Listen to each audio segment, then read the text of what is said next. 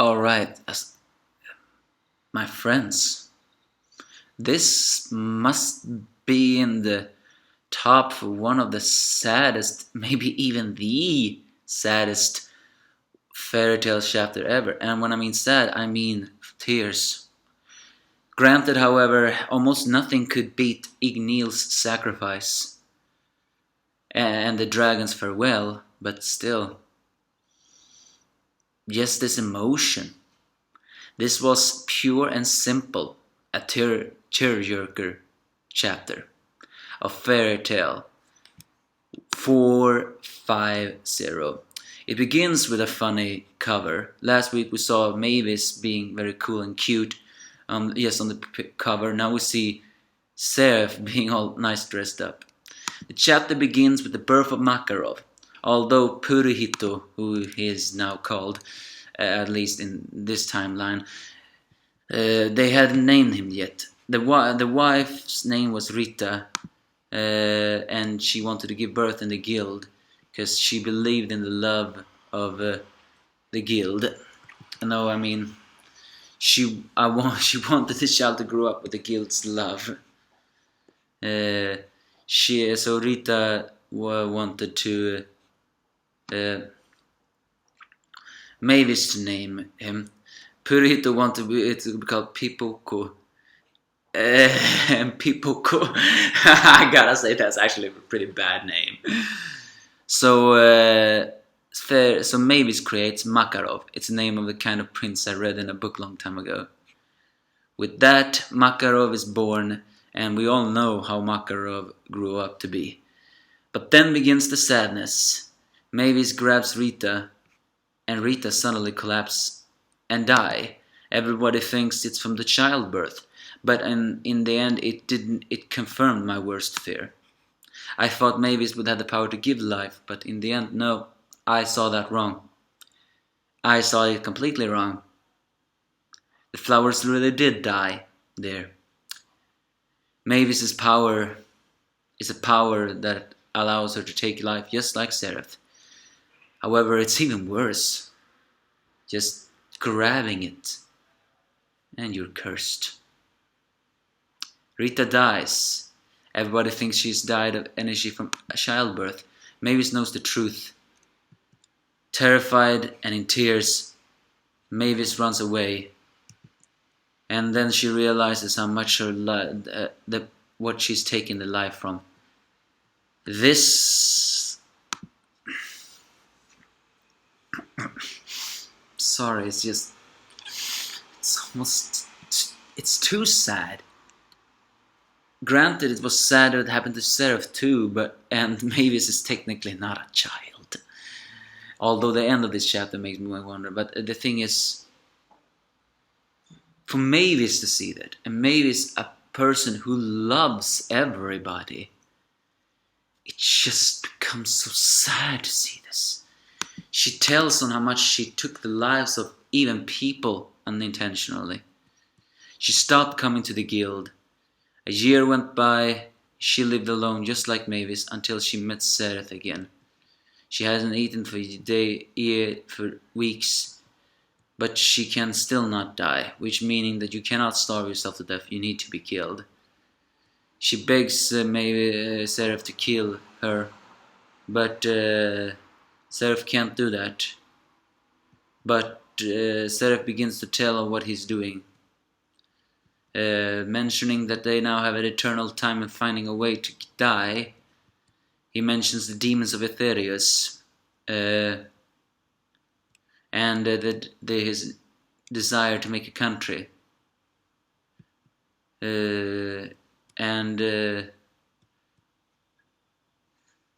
Well, he mentions like chess. He's gonna make it into pawns.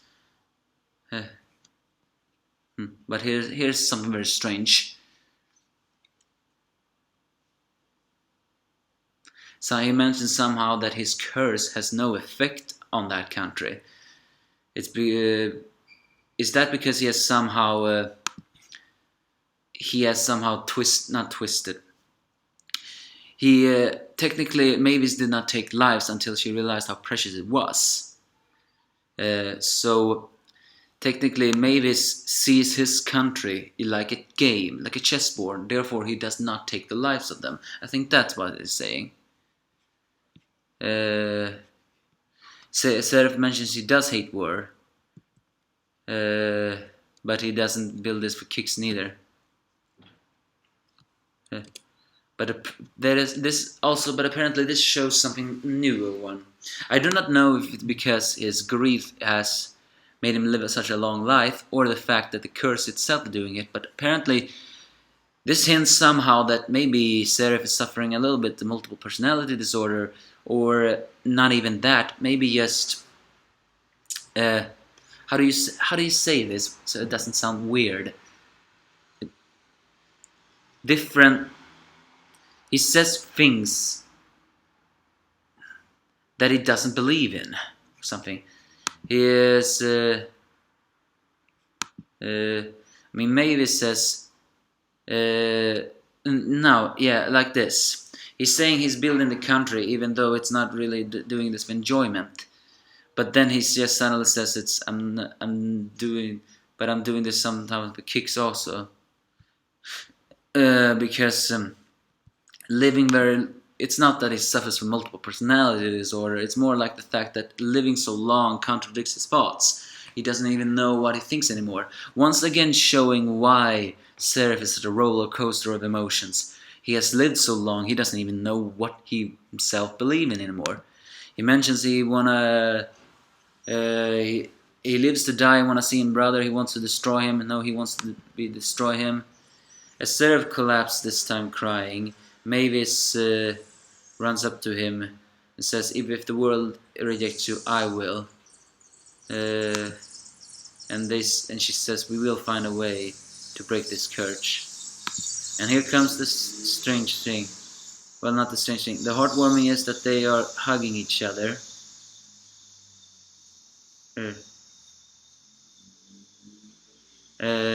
With the love in doing, they actually kiss.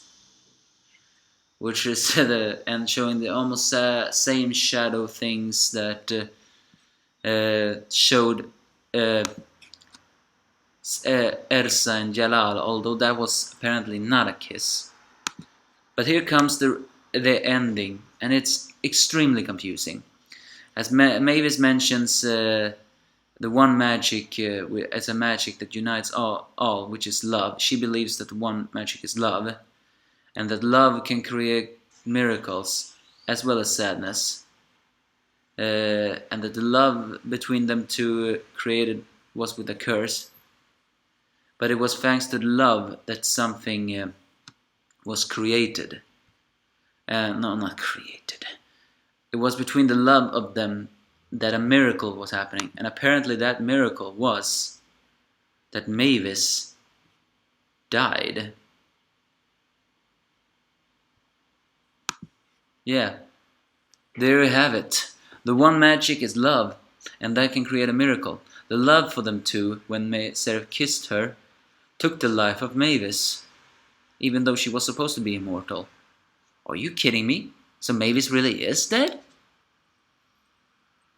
At least this shows why she's not dressed. I mean, she's in raggedy clothes in this one. So yeah, this has been a long video, but I'm saying what I'm saying. That was an extremely emotional chapter, an extremely sad one. Mavis is dead and Seraph is one again alone. But next week we will finally maybe see what is Fairy Heart. And will we also see a hint on why Purohito became corrupted? I'm beginning to wonder. Did Purohito perhaps try and find the one magic so he could understand Fairy Heart? I mean, if Mavis died, it was no way he did that in order to kill Mavis. So yeah, things are really moving ahead. But I'm sorry for this very long one, but I had to summarize it like this. So do give me your thoughts, if you have any.